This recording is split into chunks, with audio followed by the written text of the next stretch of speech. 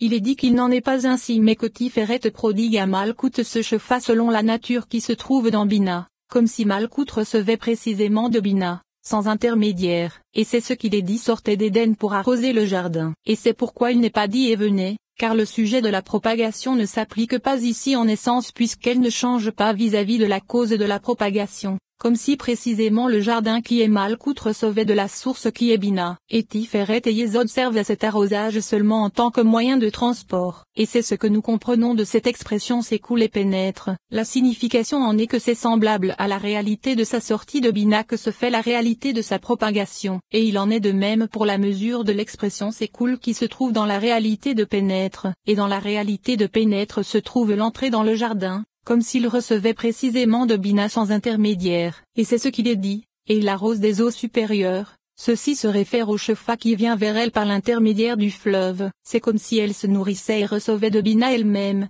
sans intermédiaire, des eaux supérieures précisément, et les intermédiaires ne servent ici qu'en tant que canaux dans le monde, mais il n'en est pas ainsi pour d'autres sujets et pour un autre Shefa, lui apporte du bien. Cela signifie que Yesod fait du bien à Malkout avec ce Shefa, et aucun bénéfice ne se propage d'elle pour Yesod puisque ce Shefa a uniquement pour but de fixer Malkout et de l'arroser, car ce Shefa est comme le premier quart de la terre qui sert à fixer le sol pour le labour et l'esmail, et non pour la croissance des semences. Et c'est pourquoi il est dit lui apporte du bien. L'explication en est que ce bénéfice est uniquement destiné à Malkout, mais lorsqu'après cette fixation un Shefa approprié pour enfanter lui est prodigué, car l'union se produit après la fixation et la décoration de la fiancée, alors le Shefa sert à produire les fruits que sont les Neshamot prodigués depuis en haut, par le secret de l'union du fiancé à sa fiancée, et c'est le fait bourgeonner, car les Neshamot sont des fruits de l'arbre, et c'est le sujet du second quart qui sert à la germination de la réalité des semences, et produire des graines c'est le sujet du troisième quart qui est le Shefa qui est prodigué pour faire croître et laisser s'épanouir les plantations et les semences que sont les Neshamot.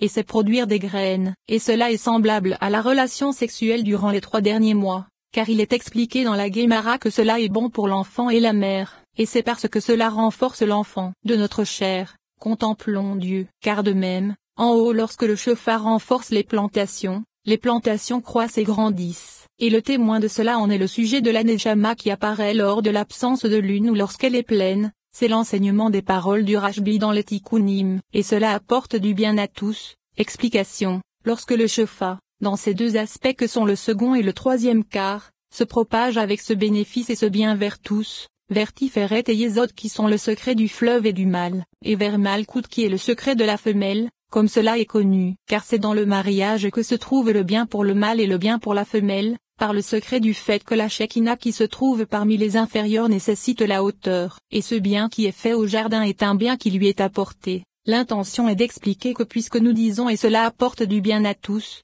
la signification n'est pas qu'il s'agit d'un bien qui va vers eux de façon identique, mais d'un bien que la Shekinah propage depuis le fleuve lui-même, et c'est ce qu'il est dit, et ce bien qui est fait au jardin par l'intermédiaire du fleuve dont il est question. C'est le bénéfice et la sérénité vers la Shekinah, et il ne s'agit pas d'un bien que la Shekinah ferait au fleuve, car il se propage vers lui depuis en haut avec sa cause, et c'est ce qu'il est dit, c'est un bien qui lui est apporté. Explication, c'est le fleuve qui crée la sérénité qui la calme, et Noonel qui lui crée une sérénité, car c'est lui qui crée propre sa sérénité, et la sérénité se propage vers lui depuis en haut avec sa cause par l'intermédiaire du mariage du fleuve, jusqu'à ce que se propage vers lui depuis en haut une abondance de Shefa. Et ceci est semblable à un homme qui viendrait et voudrait se reposer dans un endroit qui ne lui procure aucun calme, et il se reposerait là, comme il est écrit, car en lui il se reposa. Il n'y a pas un seul verset qui supporte son opinion, car chacun d'eux supporte une double explication. S'il est dit car en lui il se reposa,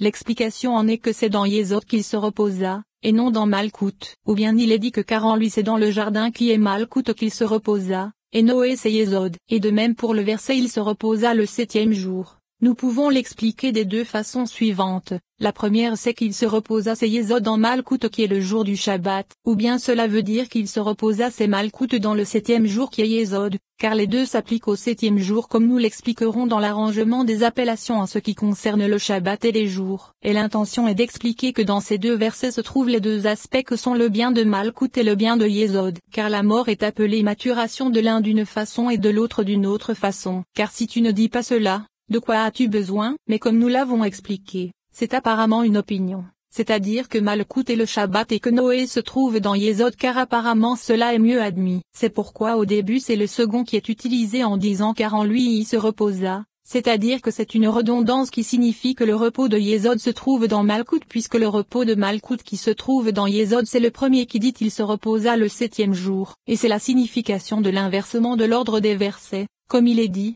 sache que Yesod est le Shabbat et Noé se trouve dans Malkout, comme il est écrit. Car en lui il se reposa. Ce que tu diras, c'est que le repos de Malkout se trouve dans Yesod. C'est pourquoi il est dit, il se reposa le 7e jour. Explication. Le repos de Malkout se trouve dans Yesod. C'est le verset qui est mentionné 2 fois. Le premier, c'est le repos de Malkout qui se trouve dans Yesod et le second c'est pour le repos de Yesod qui se trouve dans Malkout. Et cette version est plus exacte. Et il existe des livres dont la version est produire des graines. C'est un bien pour le jardin, et le jardin a du bien en lui. Comme il est écrit, car en lui il se reposa, et il est possible d'établir que cela se réfère à l'union que sont les deux aspects qu'il y a dans Malkout.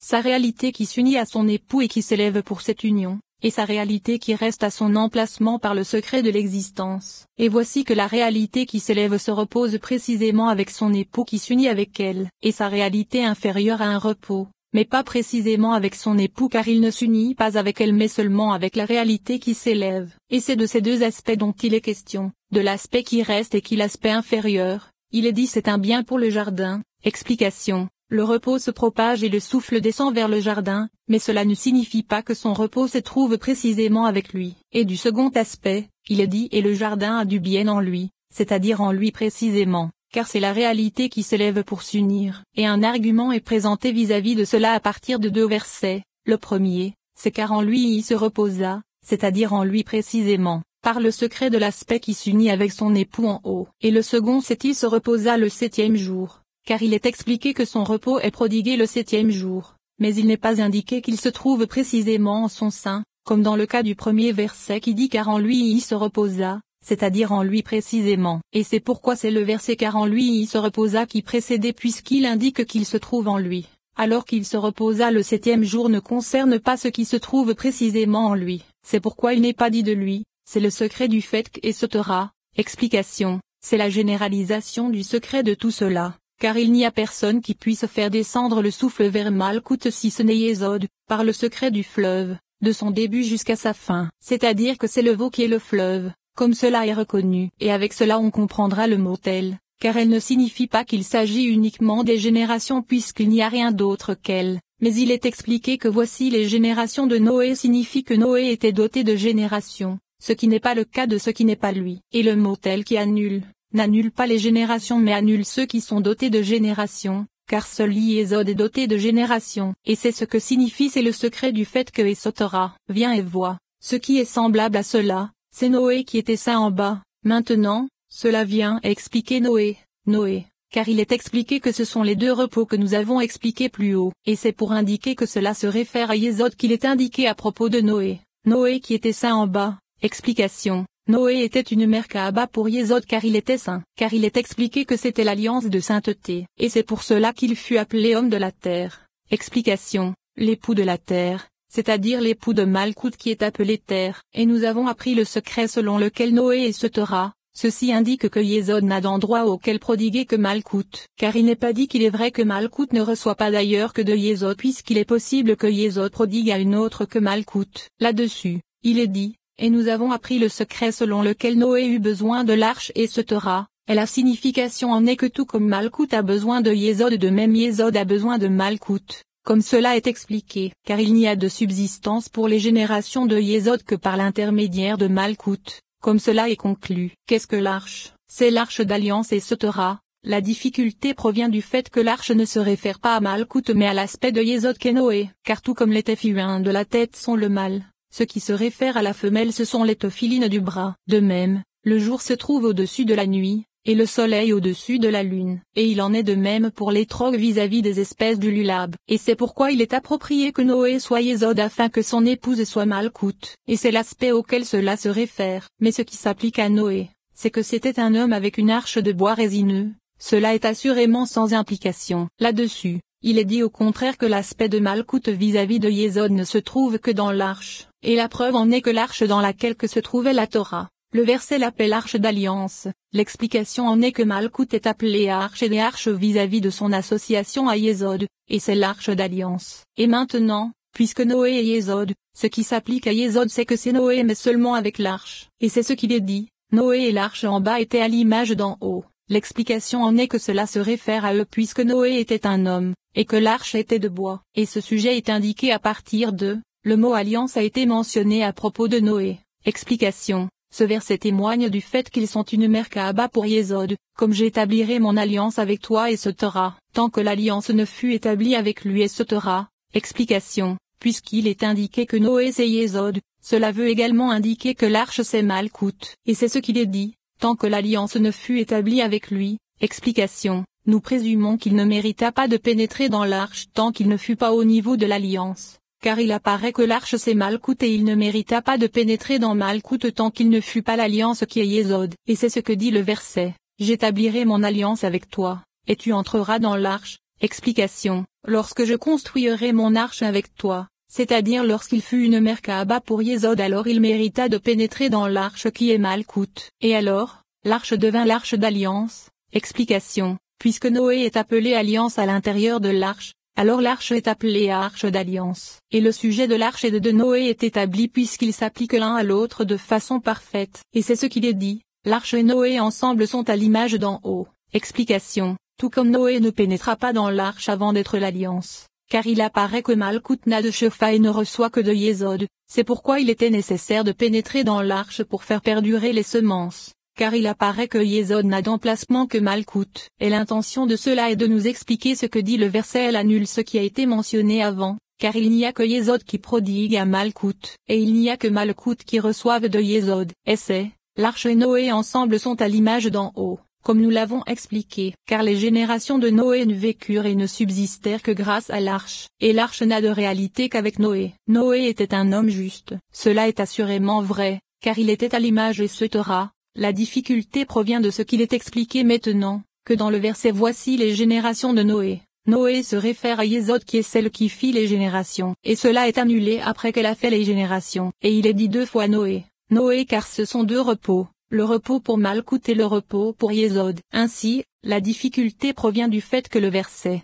en plus de dire homme juste, explique que lorsqu'il est appelé Tzadik son aspect n'est pas identique à lorsqu'il est appelé Noé, car Noé est désigné par la cause des générations et des Neshamot, comme nous l'avons expliqué au début de cet enseignement, mais il est appelé Tzadik par son aspect qui est la subsistance de Malkout, c'est-à-dire l'aspect par lequel Yesod prodigue à Malkout le Shefa sans lequel elle n'aurait aucune subsistance. Et c'est ce qu'il est dit, cela est assurément vrai, car il était à l'image d'en haut. La signification en est que tout comme Yesod a encore un aspect qui est différent des générations, il en est de même pour Noé qui était également une merkaba pour elle par cet aspect. Et c'est ce qu'il est dit, car il était à l'image d'en haut. Explication, à tous les aspects supérieurs. Et c'est pourquoi il est écrit, le juste est le fondement du monde. Explication, ceci vient expliquer que l'aspect de Yesod qui est appelé Tzadik est dû au fait que Malkout n'a de réalité en dehors de lui. Et ce n'est pas par l'aspect des Neshamot mais par l'aspect de la nourriture, du Shefa et de la subsistance de Malkout. Et ce sujet est indiqué par le verset le juste est le fondement du monde. Et la signification en est que c'est le fondement de Malkout qui est le monde inférieur. Et elle n'a de réalité que lui, tout comme Yesod est son emplacement et établit l'édifice. Et en dehors d'elle, elle n'a ni position ni emplacement. Et c'est ce qu'il est dit, et c'est pourquoi la terre exista grâce à lui, car il est Sotera. Explication. La réalité de la subsistance essentielle n'existe que grâce à Yesod. Et qu'est-ce? C'est Tzadik. Explication. Émis est le nom et l'appellation qui limite et définit cet aspect. Malheur à celui qui dit c'est Tzadik se réfère à cet aspect, comme il est écrit, et le juste est le fondement du monde. Ainsi, il semble nécessaire que le mot Tzadik se réfère à l'aspect de la subsistance de Malkout, et c'est ce que signifie le verset qui dit homme juste. La signification en est qu'elle a également un aspect de subsistance, car même vis-à-vis de cet aspect elle est une merkaba pour Yesod, et c'est ce qu'il est dit, et Noé fut appelé juste en bas. L'explication en est qu'il est également une merkaba pour elle par cet aspect. Et le secret de tout cela est Sotera. L'explication en est que cela est indiqué grâce au verset qui dit Noé marcha. Et si lui était venu à l'esprit que Noé n'était une merkaba pour Yesod que vis-à-vis des générations, pourquoi le verset dit-il c'est avec l'Elohim et Sotera? Car la signification en est qu'il se dirigea toujours avec la Shekinah appelée Elohim, car l'aspect des générations n'est que temporaire, et c'est assurément pour cela qu'il est dit c'est avec l'Elohim et Sotera. Ceci pour nous expliquer que jamais, l'explication en est que la Shekinah était